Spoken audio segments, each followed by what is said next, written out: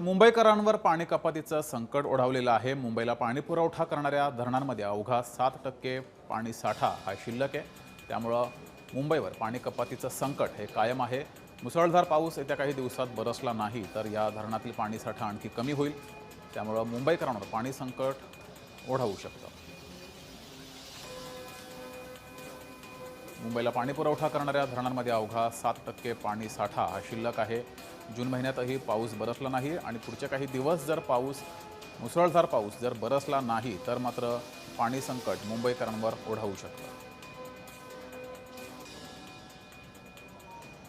अधिक माहिती घेऊया, आपले प्रतिनिधी कुणाल बोहिटे आपल्यासोबत जोडलेले आहेत। कुणाल, मुंबईला पाणी पुरवठा करणाऱ्या धरणांमध्ये केवळ 7% पाणी साठा शिल्लक आहे। पुढच्या काही दिवसात जर मुसळधार पाऊस जर बरसला नाही तर पाणी संकट ओढावू शकतं।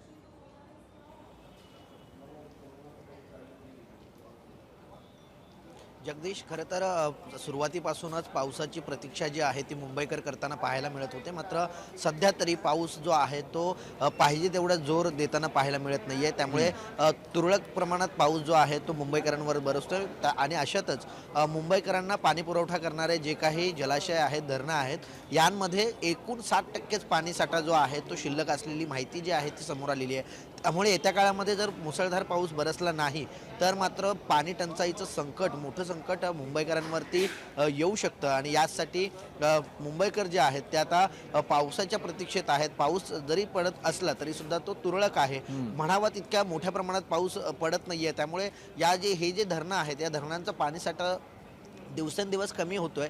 त्यामुळे आता पाऊस जर पडला नाही तर मात्र पाणी टंचाईचं मोठं संकट मुंबईकरांवर ओढवू शकतं। ठीक आहे कुणाल, तुम्ही असेच जोडलेले राहा।